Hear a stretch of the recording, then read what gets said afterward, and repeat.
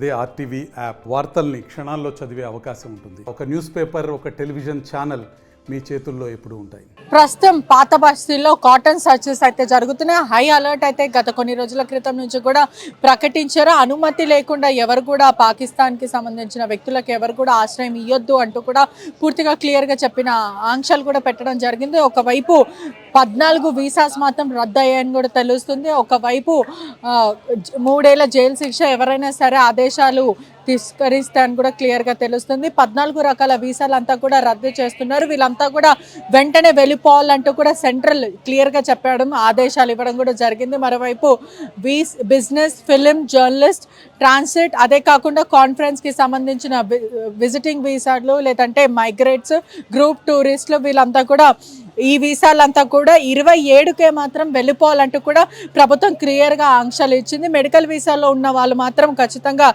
ఈ నెల 29th రోజు వెళ్ళిపోవాలి. ఇకపైన ఇటువంటి వీసాలు పాకిస్తాన్ వాళ్ళకి ఇవ్వడమే లేదు. ఒకవైపు అధికార వీసాలు ఉన్నాయి, అవంతా కూడా అనుమతిస్తున్నారు.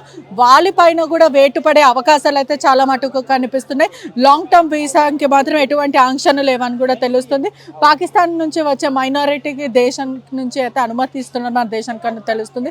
పార్సీస్, హిందూ, క్రిస్టియన్స్ వాళ్ళందరికీ కూడా లాంగ్ టర్మ్ వీసాలు అయితే అనుమతి ఇచ్చారు. భారత్లో ఉన్న పాకిస్తాన్లో మహిళలు ఎవరైతే ఉన్నారో వాళ్ళకు కూడా లాంగ్ టర్మ్ వీసాలు ఇచ్చారు. ఒకవైపు పాకిస్తాన్లో ఉన్న మహిళలు కూడా ఇక్కడ ఉంటున్నారని కూడా పూర్తిగా తెలుస్తుంది. 1 year నుంచి 5 years వరకు దీనిపైన మాత్రం ఆంక్షలు లేవని కూడా తెలుస్తుంది. వీళ్ళ వల్ల ఎటువంటి ప్రమాదాలు ఉన్నా, లేదంటే వాళ్ళ దేశానికి తిరిగి పంపించడం, అరెస్ట్ చేయడం, ప్రభుత్వ ఆంక్షలు కూడా ఒకవేళ రూల్స్ అండ్ రెగ్యులేషన్స్కి బ్రేక్ చేస్తా కూడా ఇమిగ్రేషన్ యాక్ట్ ప్రకారం 2025 పైన అరెస్ట్ చేస్తామంటూ కూడా క్లియర్గా చెప్పారు.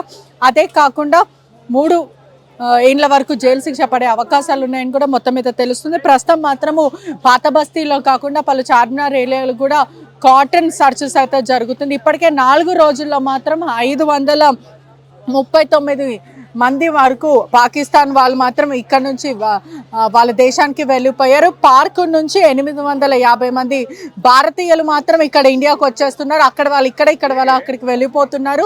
మరోవైపు పాకిస్తాన్కి సంబంధించిన వాళ్ళు ఎవరైతే ఇక్కడ ఉన్నారో ఢిల్లీలో కానీ మహారాష్ట్రలో, దక్షిణ భారతంలో కూడా 1000 మంది వరకు వీసా పేరు ఉన్నారని కూడా తెలుస్తుంది. వీళ్ళందరినీ కూడా తిరిగి పంపించేస్తున్నారు. మొత్తం మీద కూడా ఈ నెలగా 27న పహల్గామ్ ఇష్యూ మనందరికీ తెలుసు. ఉగ్రవాదులు మన భారతీయులను పొట్టన పెట్టుకున్నారు. ఇప్పటికే పాకిస్తాన్ వాళ్ళందరూ కూడా ఈ నెల 27కి ఖచ్చితంగా భారతదేశాన్ని విడిచి వెళ్ళిపోవాలంటూ కూడా తమ దేశాన్ని విడిచి వెళ్ళిపోవాలని కూడా క్లియర్గా చెప్పారు. మరి పాకిస్తాన్ కొంతమంది కూడా బార్డర్ దాటి కూడా వెళ్ళిపోయారని కూడా తెలుస్తుంది. ఇప్పటికే 14 వీసాస్ మాత్రము దానికి సంబంధించిన వీసాస్ ఏవైతే ఉన్నాయో ఆ గడువు మొత్తం కొన్ని వీసాలకు వెళ్ళిపోయింది. అదే కాకుండా అధికారులతో పాటు 800 భారతీయులు కూడా పాకిస్తాన్ నుంచి మన దేశానికి చేరుకున్నారని కూడా తెలుస్తుంది.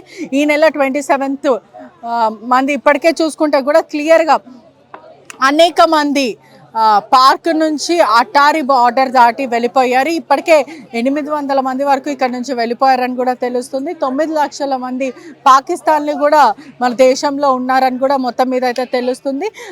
అంటే ఒకవైపు క్లియర్గా చూసుకుంటే కూడా వీసా పేరు మీద అనేక మంది భారతీయ దేశంలో ఉన్నారని కూడా తెలుస్తుంది.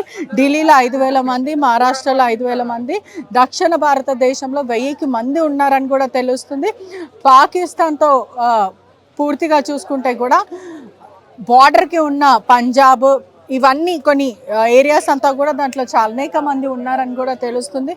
మరోవైపు ఇప్పటికే అనేక మంది కాటన్ సర్చెస్ అయితే జరుగుతున్నాయి. ర్యాపిడ్ యాక్షన్స్ కూడా ప్రస్తుతం ఉన్నారు. ఎటువంటి అవాంఛనీయ ఘటనలు జరగకుండా టాస్క్ ఫోర్స్ పోలీసులు, అదే కాకుండా పూర్తిగా పోలీసులు అందరూ కూడా ఇక్కడనే ఉన్నారు. మరోవైపు ప్రతి గల్లీలో సోదాలు జరుగుతున్నాయి. అనుమానం ఉన్న వాళ్ళందరినీ కూడా సోదాలు చేస్తున్నారు. ఇప్పటికే మోదీ కూడా దీని మీద మళ్ళీ చర్య ఉంటుందని కూడా క్లియర్గా చెప్తున్నారు. ఒకవైపు ఉగ్రదాడిని తీవ్రంగా భారతీయులందరూ కూడా ఆగ్రహం వ్యక్తం చేస్తున్నారు, ఖండిస్తున్నారు.